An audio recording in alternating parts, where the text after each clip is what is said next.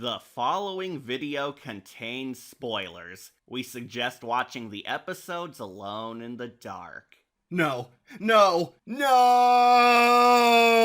Please help me, Wolfpack. I'm in trouble. This game stinks.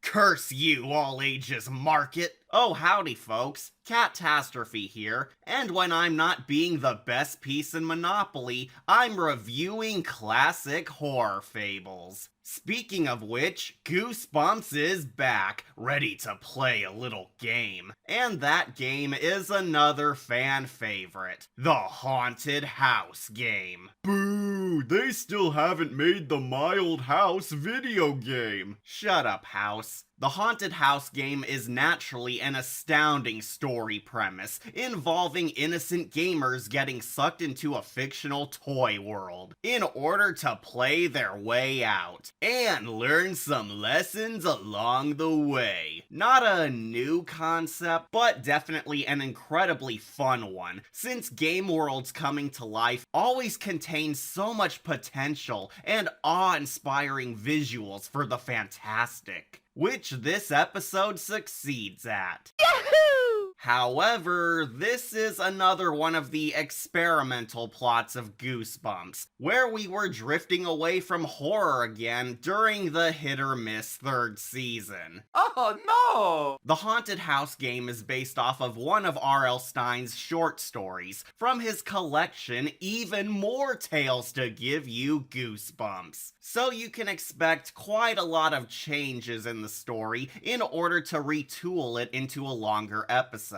Stine's shorts are usually straightforward and simple, yet the show staff were allowed very creative input to flesh them out into something more. Some wins and some fails. Now you book fans might be asking how faithful it is to the page. Well, I've got good news. It wasn't! The Haunted House game is 100% different from the book version, and is greatly re-altered to the point of feeling like a radically separate spooky story. You bastards. Yeah, the beloved House board game is oddly an in-name only product, which does share some ties with the book's ideas and character names, but overall, it's one of Stine's most heavily reworked adaptations, so there's going to be minimal novel comparisons from because it's practically a different tale in every way. Heck, if you don't believe me, the setting alone is instantly a major change. In the book, the Haunted House game is a blatant homage to Jumanji, where the kids playing the titular toy learn that anything that occurs in the game happens in real life. Yet on the show, the characters get sucked into the fictional game world instead, where they have to play their way out over resetting reality by beating it. Now, I only have a theory about why this was altered, but I think it's simple. Goosebumps the show was on around the same time that totally awesome family picture Jumanji was out, and a big hit with kids.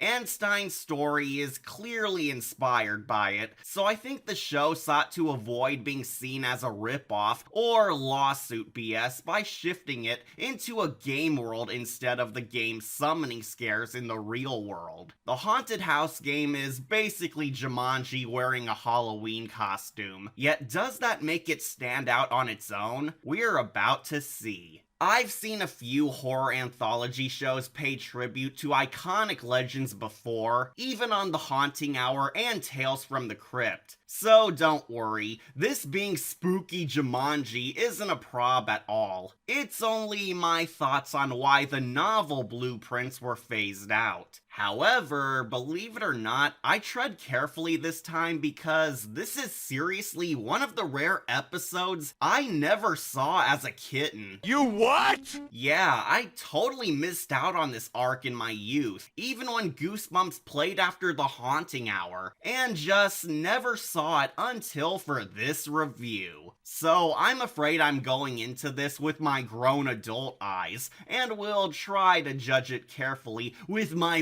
maturity. Yeah. But that aside, I've heard positives about this episode even with the book alterations. So, are we in for a perfect school A+, or a teacher's pet F? Well, get your game on, cuz It's time to do.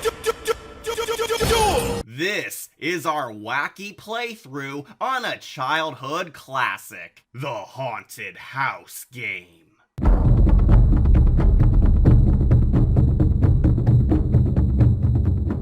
So, our episode opens up with two kids walking down the street as we meet the main players, Jonathan and Nadine. They're pretty generic normal kid characters. They have good hearts, but a penchant for getting into trouble. Not too much personality compared to the S-rank or fun protagonists, as they're meant to be the standard curious kid archetypes children in the audience are supposed to imagine themselves as. I don't have an issue with this, yet it makes them not particularly interesting or memorable, especially after we just had Alex Blackwell and Carly Beth. Though, won't lie, my sole issue with them is the lousy child acting. Our gaming avatars are played by Sheena the Jungle Queen from Deep Trouble, and wacky comic relief Saber Snack Roger from Welcome to Camp Nightmare. So these two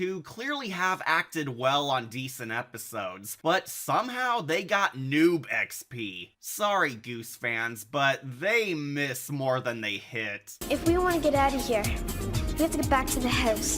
The only way to do that is play the game. That's stupid. I'm not playing any game. Spookiness is so annoying. It's laughable at times, but hopefully this episode pulls a click and saves it with fun. Speaking of which, the duo are going to school only to stop and aid a sad little girl who lost her cat. What happened? Did you hurt yourself? I lost my kitty cat. It went in there.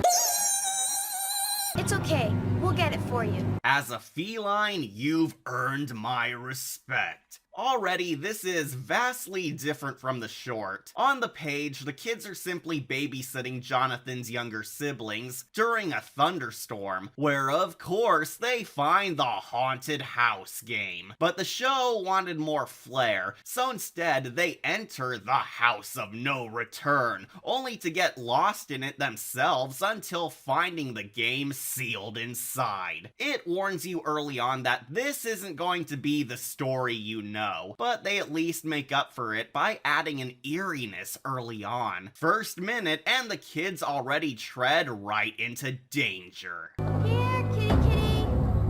Nadine? Is that you? Calm down, bro. She's like 5 feet away. Nadine? Are you up there? Nadine, can you hold my hand? The acting's real wooden, as Jonathan's meant to be the cowardly lion, since he does get a decent arc growing braver throughout the game, while Nadine is meant to grow smarter as she masters the game's traps. But sadly, the performances don't display it too well. Wait a sec. The Mansion of Terror game? Hey, it looks like this house. God, put some fucking emotion into it. After some jump scares, things quickly take a dark turn when they find the Haunted House game. There it is. They foolishly examine this wicked game, only to participate in it by unlocking the box where the Star Trek effects beam them in. Of course, they enter the game world, where they must play in order to escape. Roll a 7. Go to heaven. Heaven? I think we're in the game. Yeah? Oh, well, I don't want to play any stupid game. Being being trapped forever is so annoying. Now, to be fair, in spite of the Jared level fear, this gets amazing once we meet the true star, the set. I think it goes without saying that the strongest element of this, and the real reason why Goose fans love this episode, is the fantasy world. The Haunted House game has the most marvelous sets and visuals of Goosebumps. I mean it, the fans adore this magical realm because the show's art really shines through. The ginormous game board, the weird levels, the claustrophobic maze, and the passion behind this nightmarish realm is wicked. I dare say I love this gorgeous board level more than Game Over. It is that phenomenal. The Haunted Mansion itself was filmed at the Eglinton Hunting Club in Canada, but the game board path and funhouse are clearly on a closed set. For what it's worth, it's money well spent. You must be the Monopoly guy. I could gush on for eternity on how the hard work on these sets really brings the childhood wonder to life, because they are muy bueno. This world feels more like a wacky game world than most of these game becomes reality fables do. True, there are some hokey effects here and there, but it's mostly the wonky digital visuals that look fake or hilariously off. The powerful magic comes from all the practical designs and solid set work, as it's mostly really there, really interacting with our heroes and dazzling you with so much imagination. I'm shocked this somehow never got merchandise as a real board game, but maybe it would scare the kids if they thought the scare game was true. Wow, that game really is based on a real treasure map. In short, the Haunted House game world is radical, and I understand why fans adore it since the show has lots of fun with it. Heck, when the kids refuse to play the game, they quickly learn that they can't. The portal home is at the end, and they can't just leave because invisible walls block them off. Ooh, I hate when games force you into linear gameplay. Whoa! Guess I'm not going that way. The game even pelts them with a bunch of dice until they start. This is funny. They somehow grab the right pair and game on. Why not use a bunch of dice? You know, why not roll multiple dice until you get a super high number, guaranteed to make you pass the finish line? Is that not an option? That would be cheating. Cheating!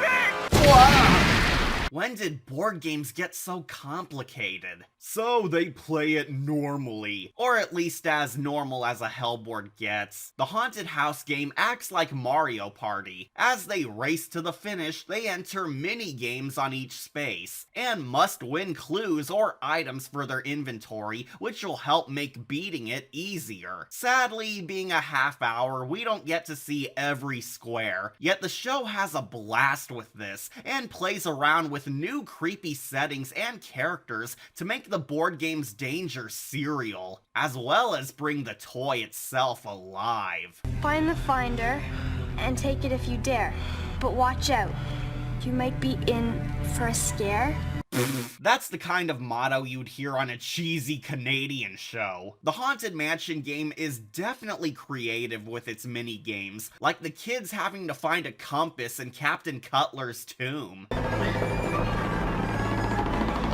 Looks like The operation guy. may Milton Bradley guide my hands. I'm sad to say that this episode's not very scary, especially in older eyes, yet I won't deny the show still tries its damnedest. The goons in the game all look like grotesque zombies, the funhouse setting is ominous, and trying to beat the game is not fun for our kids. They actually break off Cutler's fingers while grave robbing him.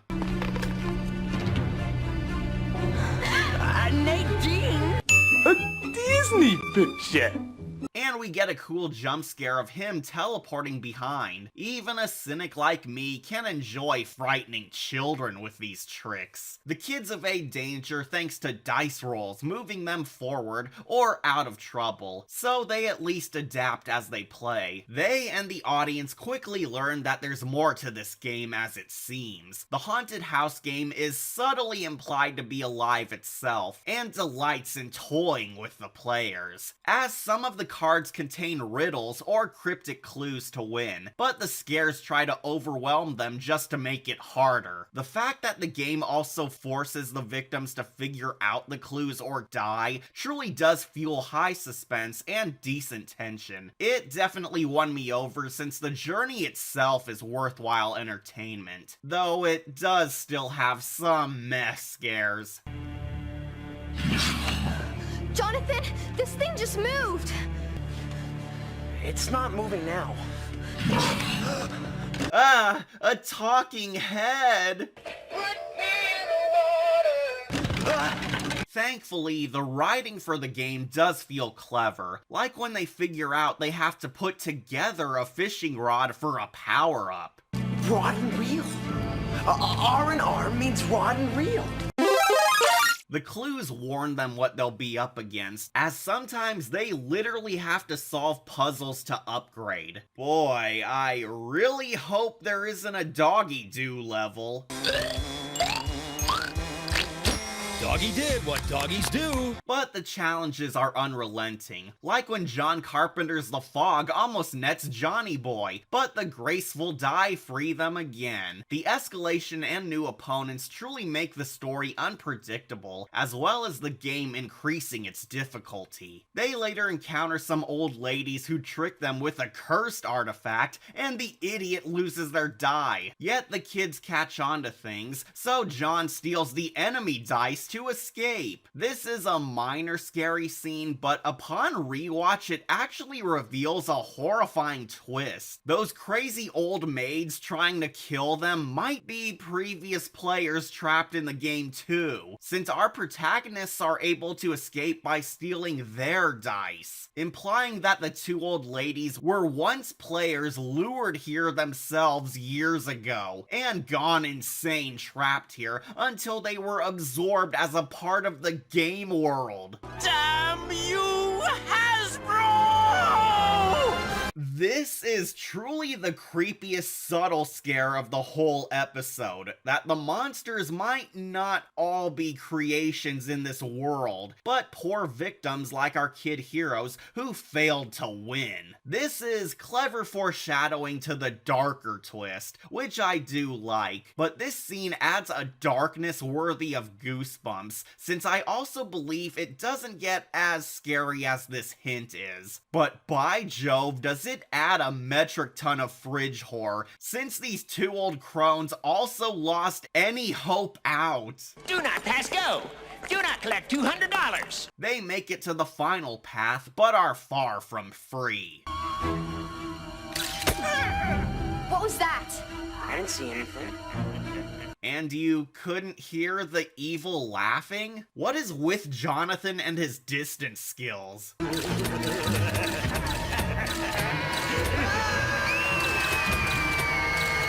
I didn't see anything. But it turns out to be another pair of nice innocent gamers who offer to help.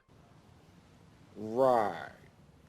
These two are other lost players, Annie and Noah, who, what do you know, think they found the way out because they realized this haunted house is a puzzle title, and reveal that you can win by finding all the keys. Keys? Yeah, you know the things you collected in round 1? They open the doors in round 2 so you can make your way through the house. So that's what they're for. Annie's not played by anyone I know, but Noah's played by idiot bully Eddie from the Courtney ego trip You Can't Scare Me. Why's that good news? Because Eddie's actor finally gets to be on a good episode. Honestly, their child acting is far superior to our heroes, to the point where I genuinely wished these two played our protagonists instead, since they ain't half bad. This house is like a puzzle. We've been trying to figure it out for years. Years? Yeah, but the one thing we know for sure is that the only way out is through the front door.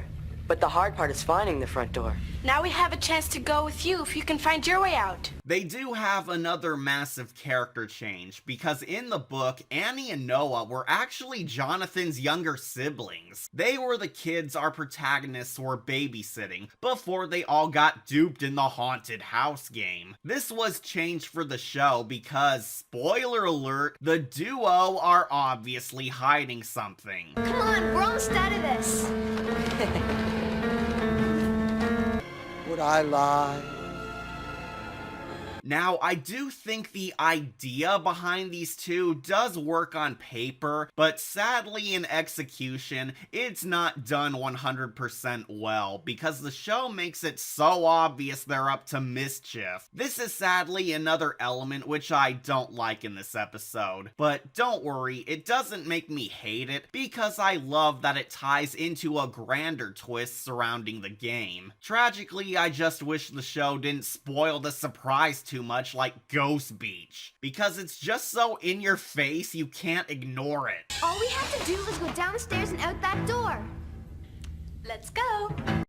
For now, this is as close to the book as we get, as the four finally team up to clean house. But oh no, Noah's abducted by a laundry monster? You're not even trying anymore, are you? Man, even for a show with a killer potato, that's lame. Luckily, the game intensifies as the kids finally discover that the tools they have can help them beat levels. Ordinarily, I'd complain how these kids have never played a board game in their life, but then it dawned upon me that this is now a sad reality. Hello, darkness, my old friend. Once more, the action's so cool with all the wicked sets, the fun game tools like their compass guiding them, and the surreal scares trying to stall them. You absolutely feel like you're in a game zone. But then they randomly find Noah with no explanation whatsoever. What happened to you? I don't know. I escaped somehow. Let's go. I hate to admit it, but Noah somehow respawning is our first sign that this is going to be a rushed finale. It's still fun, but we're about to speed run through too much awesome. The puzzle house keeps using its Silent Hill powers to extend the game, which is so boss, and the kids actually use the fishing rod to reel the exit door back to them. Crazy fun. They eventually make it to the final stage, only for a CG ambush. But Noah's camera, cleverly established prior, comes back because it scares spirits. What happened? They're afraid of the flash. They know what Ezra Miller does to women. Credit where credit's due, the writing does a decent effort tying the story all together. They seemingly win, but shocker, it's revealed that Annie and Noah are the twist villains.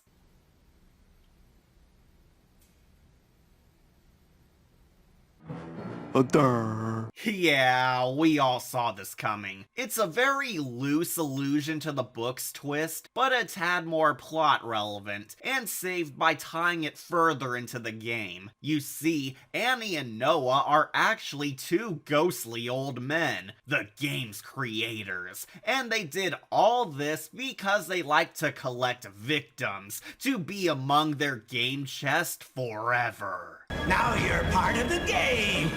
Just like the ones before you. What are you talking about? Now you're part of the game. What are you talking about? Now you're part of the game. What are you talking about? Now you're part of the game. What are you talking about? They just told you, you old maid. The secret purpose of the haunted house game is to catch souls in order to play with them and turn them into new monsters in this nightmare. It's such a cool twist, but we don't have too much time to breathe it all in, as we rush through a lot, and no lie, these villains quickly get clowned in the lame climax. When they have the kids cornered, the two old bozos randomly bicker and fight each other like Statler and Waldorf over killing them. For real, we go for a comedy bit. I win. You win. You cheated. You're a sore loser. You bet me that they couldn't find the front door, and they did, so I win. Doesn't count if you cheat. It isn't fair. It's a game, Noah. Everything is fair. Let's put this show out of its misery. This made me disappointed in the twist villains the most, since we got a good grisly twist only for a Muppets climax. They bicker for so long that of course it grants the kids a chance to win the game and dupe them. Don't!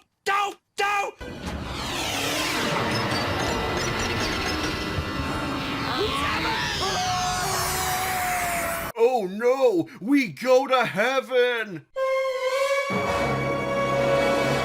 Truly the darkest fate of Goosebumps. And that's it. Our heroes win, escape, and the game shuts down. But we get our twist ending. The next day, we see a new duo of kids entering the House of No Return to help the same little girl from earlier find her kitty, where we learn that the child's a part of the game too, since she lied to trick victims into restarting a new game because she's evil, implying that the game's going to lure in more fools. And we know she's evil because if you saw earlier, she's a piece in the box herself, and she even gives a scary face. Once again, the saga continues. This ending's fine, but I don't like how abrupt it is. We speed through so much interesting material, only to end on this here we go again twist, which is more confusing than scary. If the little girl's a game character too, then how is she alive and outside of the board if the haunted house game only comes to life when people open the box? Well, it's,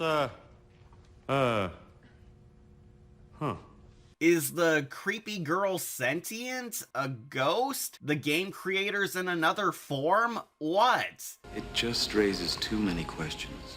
I was more confused than scared by this twist. Not helping matters is that this ending is totally different from the novels. In the book, the kids lose. They don't escape from the haunted house game. After making it to what they believe is the end of the game, our twist reveals that our heroes have died, and they've been absorbed into the game for a long time. They're all ghosts stuck in the house in a permanent time loop, and have to replay the game over and over and over again, and adapt to the ever-changing rules forever. In the end, the house always wins. Look at my poker face, kids! Joking aside, it's a pretty bleak twist, and while I do love that Jonathan and Nadine won their souls back, the book's twist remains scarier than the show's. We won a good adventure, but at some cost. Anywho, that's game over for the fan-favorite fable, The Haunted House Game. And like one of my favorite titles, it made it high up on the ladder, but not without falling down some shoots. Overall, this episode's super amusing and does score lots of points from me, but I do have criticisms. As I droned on and on, the child acting's not great. What's worse is that I do think every other actor but our main characters is doing a decent job, so the dynamic dunderheads missing a lot does make this funnier than creepy. I think we're in the game.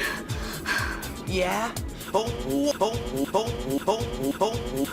I also found the twist villains weak. The idea is definitely there, and I love how insane the Nega Parker bros are. The game masters being psychotic ghosts who love luring in poor souls to be their new toys is such a solid terror. But we only get 1 minute before they lose, and most of their screen time is hiding that they're the twist villains. Sadly, it's glaringly obvious, even to the kids who love this show, that Annie and Noah are not who they seem, and the show practically gives away the secret final boss. Also, the way they lose the game is just dumb, since it's a goofy comedic bit in an otherwise serious horror tale. I just didn't find it funny. I do find it horrifying that the ghosts crave new victims to absorb in this demented toy of theirs, but they're too silly to be scary. And the rushed climax doesn't allow you to breathe all the cool stuff in before we suddenly end. The twist is also meh. Not awful, but done better on greater plots. Luckily, I will say this story does win some chips in the end. This has a totally wonderful game world. The sets truly shine as some of Goosebumps' most magnificent imagery. The visuals and effects bring the insanity to life, and the writing itself definitely adds more amazement to the adventure. This world is just so wild, riveting, and fun. The part kids love the most isn't the plot, but the game realm. And it still looks great by today. There's some scary concepts here and there, not as strong as season 1, but a haunted house and the terror of being under the game's thrall forever do add an eeriness to back up the conflict. Most importantly of all, it's fun. It's a fun idea with fun effects, fun settings, fun twists, and fun horror. It's not one of my personal faves, but I genuinely don't think it's hate-worthy at all, and have grown to appreciate its sleek skills. It's not deep storytelling, but much like a good game, it's enjoyment for the whole family. So, I reward this champion title a gold skull. It barely dodges the silver bullet thanks to how grand the game plays. Far from a flawless victory, yet I do value it as a delightful tale of suspense that most can like for a short terror. Wild writing, suave set pieces, hidden horrors, inventive imagination, and a fun fable. The haunted house game really rolled a Yahtzee.